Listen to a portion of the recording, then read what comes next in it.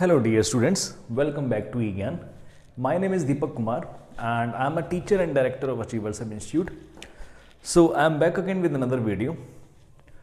So if you have seen our previous video, you must have noticed that we have started class 10th science videos. Okay, yeah. So the language for the video will be both English and Hindi so that most students are able to understand the topics. So we started with chapter number 3, that is metal and non-metal, and this is video number 2 of the same series. Okay. तो अगर आपने पिछली video देखी है तो आपको याद होगा कि हमने पिछली वीडियो में डिस्कस करा था मेटल्स और नॉन मेटल्स के बारे में, क्या होते हैं मेटल और क्या होते हैं non metal, and we discuss their physical properties. हमने उनकी फिजिकल प्रॉपर्टीज डिस्कस करी थी, है ना. तो मेनली मेटल्स की हमने फिजिकल प्रॉपर्टीज लास्ट डिस्कस करी थी, वहीं पर हमने वीडियो को एंड करा था, जिसमें हमने एक्सेप्शंस भी देखे थे कि मरकरी जो है वो लिक्विड होता है रूम टेम्परेचर पर. इसी तरह से काफ़ी सारे एक्सेप्शंस हमने देखे थे मेटल में.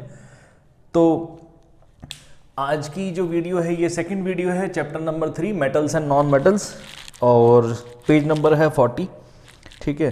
तो सबसे पहले इन टेक्स्ट क्वेश्चन जो आ रहे हैं उनको हम करेंगे. तो सबसे पहले इन टेक्स्ट क्वेश्चन देखते हैं कौन कौन से आ रहे हैं. पेज नंबर 40 है. ठीक है. Class 10th NCERT book.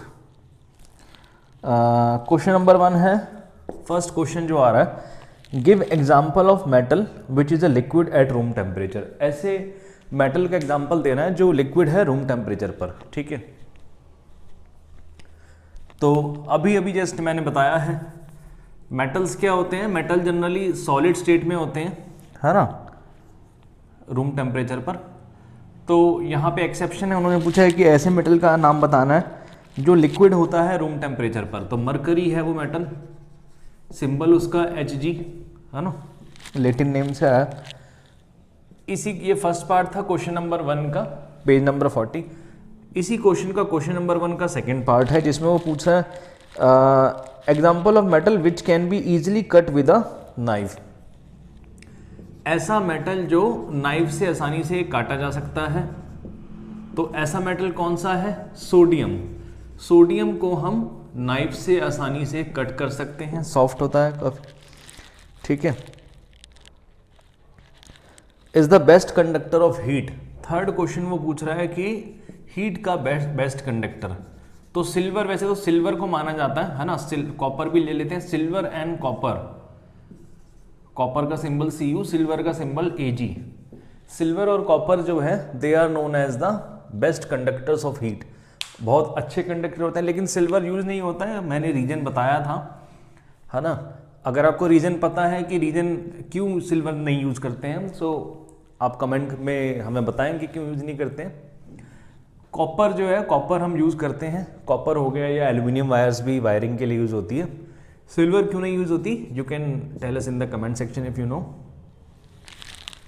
Fourth part इसी का आ रहा है, the poor conductor of heat. Heat का पुअर कंडक्टर, है ना. तो ये तो अच्छे कंडक्टर हो गए, और पुअर कंडक्टर हो गए लेड एंड मरकरी.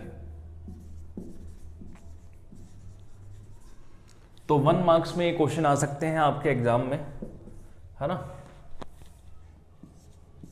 ये चीजें आपको पता होनी चाहिए.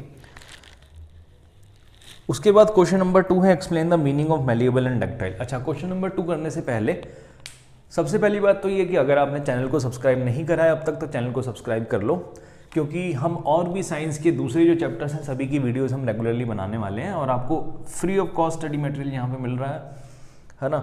ज़्यादातर क्वेश्चन हम डिस्कस करेंगे इसमें, और फुल चैप्टर एक्सप्लेनेशन होगा सभी चैप्टर्स का, क्लास 10th का. एनसीईआरटी बुक से ही सभी चैप्टर में एक्सप्लेन करूँगा. ठीक है. और इस चैप्टर में, ये थियोरेटिकल चैप्टर है बेसिकली, है ना. तो इसमें आपको एक तो जो थ्योरी पार्ट है उसको बहुत अच्छे से रीड करना है, क्योंकि इन टेक्स्ट क्वेश्चन बन सकते हैं काफ़ी सारे. 1 मार्क्स के काफ़ी सारे क्वेश्चन बन सकते हैं मेटल के ऊपर, प्रॉपर्टीज़ के ऊपर, फिजिकल एंड केमिकल प्रॉपर्टीज़. दूसरा, आपने इसमें इक्वेशंस पे ध्यान देना है. इक्वेशंस आपने लिख कर प्रैक्टिस करनी है ना. लिख कर ही प्रैक्टिस होगी, वैसे आपको याद नहीं होगी. तो सेकंड क्वेश्चन पे जाते हैं. सेकंड क्वेश्चन कह रहा है, explain the meaning of malleable and ductile. Malleable और डक्टाइल का मीनिंग बताना. इस पार्ट को मैं रब कर देता हूँ. मैलिएबल का मीनिंग मैंने फर्स्ट वीडियो जो थी इसकी chapter number 3 metals and non metals की, उसमें मैंने बताया था। तो मैलिएबल का क्या मीनिंग होता है? मैलिएबल, मैलिबिलिटी, यानी कि हम उससे शीट्स बना सकते हैं। Metals can be drawn into thin sheets. Malleability का मतलब है कि metals can be beaten and it can be drawn into thin sheets. देखा होगा जो बर्तन बनाते हैं वो मेटल को पीट कर उसकी शीट्स बनाते हैं, उसी से काफ़ी सारी चीज़ें बनाते हैं, है ना। तो कंटेनर बना सकते हैं इससे, शीट से, या कुछ भी हम जो है इसको किसी भी तरह की शेप दे सकते हैं। सेकंड आ रहा है डक्टाइल। डक्टाइल का मीनिंग क्या है? It means that metals can be drawn into wires, यानी कि मेटल से वायर्स बना सकते हैं हम। मेटल की वायर्स यूज होती है ना, ठीक है।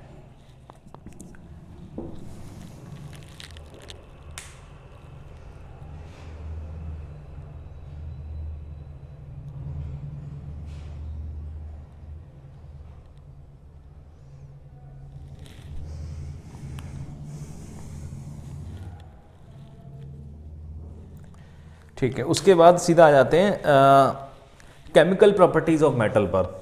ये थी फिजिकल प्रॉपर्टीज, और फिजिकल प्रॉपर्टीज के क्वेश्चन थे, है ना। अब आ रही है केमिकल प्रॉपर्टीज।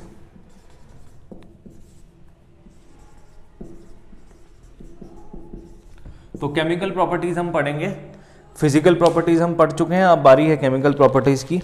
ठीक है, केमिकल प्रॉपर्टीज में क्या क्या पढ़ेंगे? रिएक्शंस। इसमें मेनली आप क्या आएंगे कि रिएक्शन किस तरह से मेटल रिएक्ट करता है। मेटल का रिएक्शन देखेंगे हम किसके साथ? ऑक्सीजन के साथ। एयर में रिएक्ट करता है तो कैसे करता है? ऑक्सीजन के साथ रिएक्ट करेगा तो क्या बनाएगा। और मेटालिक ऑक्साइड जो है, मेटालिक ऑक्साइड्स जब रिएक्ट करेंगे एसिड और बेस के साथ तो वो क्या बनाएंगे, है ना। कोई भी एसिड हम ले सकते हैं, एसिड या बेस के साथ रिएक्ट करेंगे तो वो क्या फॉर्म करेंगे?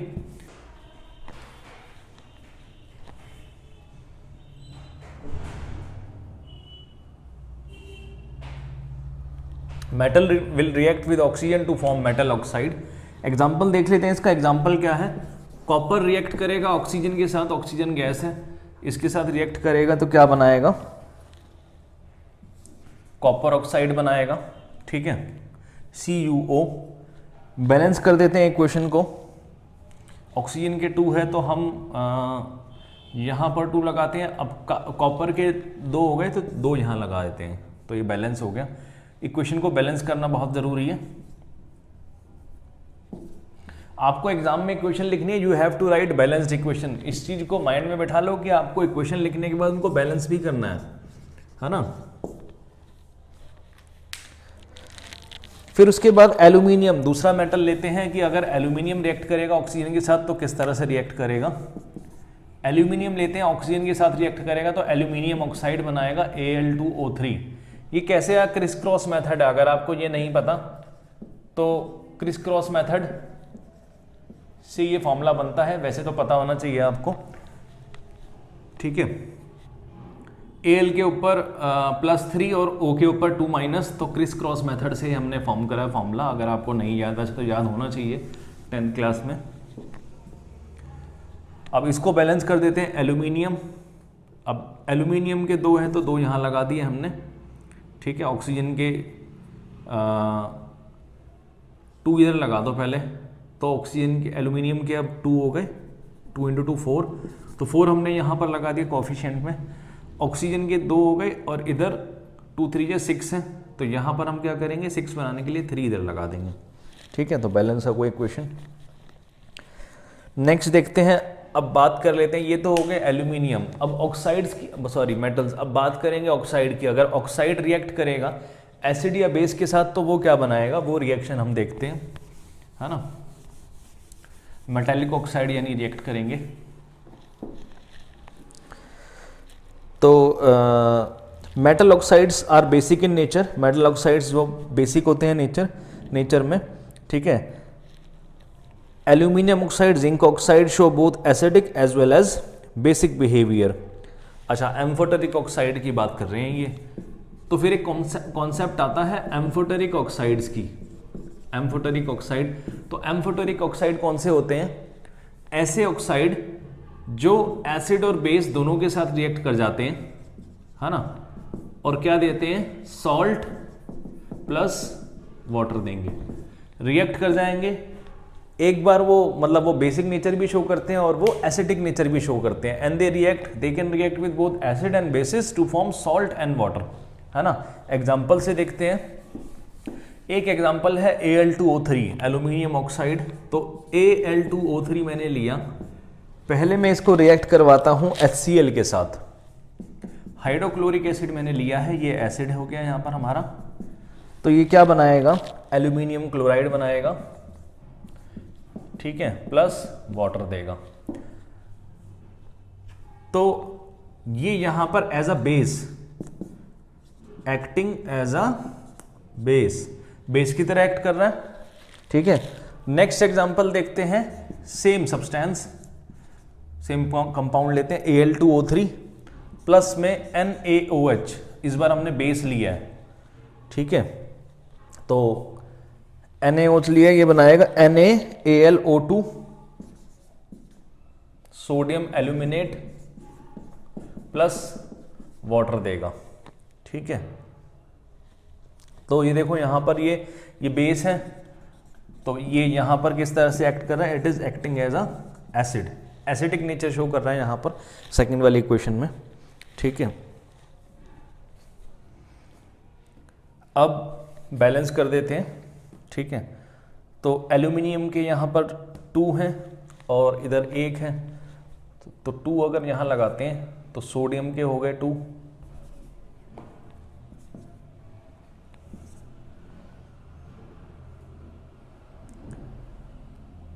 ऑक्सीजन के 4 हो गए। एक सेकेंड, सबसे पहले एल्यूमिनियम को ही कर देते हैं। एल्यूमिनियम 2, एल्यूमिनियम बैलेंस हो गया। सोडियम के 2, इधर भी 2। ऑक्सीजन की बात करते हैं तो इधर 3 है, 5 है ना अभी, तो 5 इधर है, इधर भी 5 है, ठीक है। 2 to the 4 + 5। हाइड्रोजन 2, हाइड्रोजन के भी 2 है, ठीक है। बैलेंस है इक्वेशन, ठीक है, इक्वेशन बैलेंस हो गई है। तो बैलेंस इक्वेशन आपको लिखनी है, नेम लिख सकते हैं sodium aluminate, aluminium chloride, AlCl3, ठीक है। आगे बढ़ते हैं। अच्छा, मेटल जो है, हर मेटल अलग अलग रिएक्ट करेगा। कोई बहुत जल्दी रिएक्ट करता है ऑक्सीजन के साथ, है ना, और कई मेटल जो है वो प्रॉपरली रिएक्ट नहीं करते, है ना। सबका जो रेट है, rate of reaction, that will very. तो इस पर भी बात कर लेते हैं।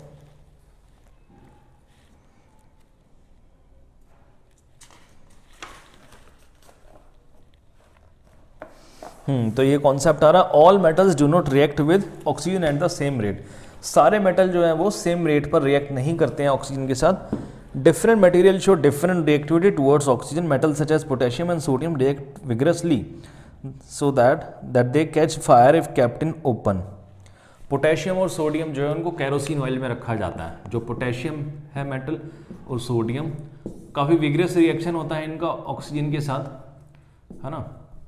ऑक्सीजन के साथ रिएक्ट करते हैं, विग्रस रिएक्शन होता है, काफ़ी फास्ट रिएक्शन होता है ना। इसीलिए इनको ओपन एयर में नहीं रखते, क्योंकि ओपन एयर में रखेंगे तो रिएक्ट कर जाएंगे। That is why they are dissolved in kerosene oil. Kerosene oil में इनको डिप करके रखा जाता है, ठीक है।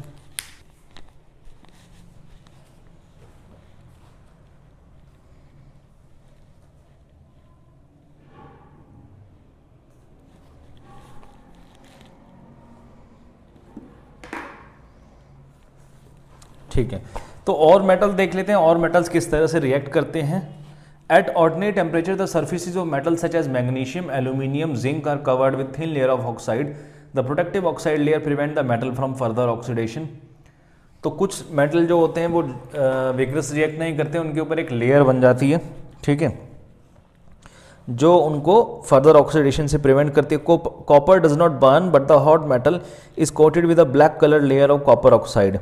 Silver and gold do not react. अच्छा, क्वेश्चन आ सकता है कि why silver and gold are use in jewellery. Silver और गोल्ड जो है, सिल्वर यानी Ag, सिल्वर और गोल्ड वो यूज होते हैं ज्वेलरी में, ऑर्नामेंट्स में यूज होते हैं। क्यों यूज होते हैं, क्वेश्चन आ सकता है। Because they are least reactive, they come under the group of least reactive metals, है ना। बहुत वो रिएक्ट नहीं करते, है ना, इसीलिए they can stay for a very long period of time, है ना। They maintain their shine for a very long period of time because they do not react like other reactive metals, है ना। इसीलिए हम उनको, that is why they are expensive, they maintain their shine, है ना, there lustre. फिर एक concept आ रहा है anodising. Anodising is a process of forming a thick oxide layer of aluminium. Aluminium develops a thin oxide layer when exposed to air. The aluminum oxide coat makes it resistant to further corrosion. The resistance can be improved further by making the oxide layer thicker. During anodizing, a clean aluminum article is made the anode and is electrolyte with dilute sulfuric acid. The oxygen gas involved at the anode react with aluminum to make a thicker protective oxide layer.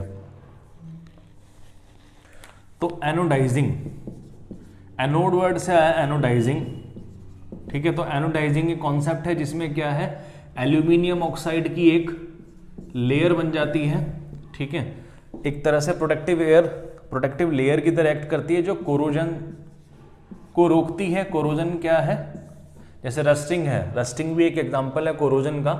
Degradation of metals, जो metal होते हैं जब वो react करते हैं outer surfaces से, जैसे iron है, आयरन रिएक्ट करेगा, आयरन ऑब्जेक्ट्स जो होते हैं, iron objects what happens to them, उनके साथ क्या होता है, देखा होगा जंग लग जाता है, हिंदी में जंग बोलते हैं, जैसे रस्ट होता है, देखा होगा ना, वो उनके सरफेस जो होते हैं दे बिकम क्वाइट डेलिकेट। अगर हम उनको पेंट नहीं करेंगे, ठीक है, ग्रीसिंग ऑयलिंग नहीं करते हैं, तो क्या होता है, कुछ टाइम बाद वो उनके ऊपर एक लेयर बन जाती है, ब्राउनिश और ग्रीनिश लेयर बन जाएगी। That layer is known as rust, rust की एक लेयर बन जाती है और उसको वो धीरे धीरे डैमेज कर देते हैं। इसीलिए हर साल हम क्या करते हैं, दिवाली से पहले we paint all the iron objects in our house. जितने भी आयरन ऑब्जेक्ट्स हैं सभी को हम पेंट करते हैं, ठीक है, ताकि वो डैमेज ना हो, रस्टिंग से हम उनको प्रिवेंट कर सकें।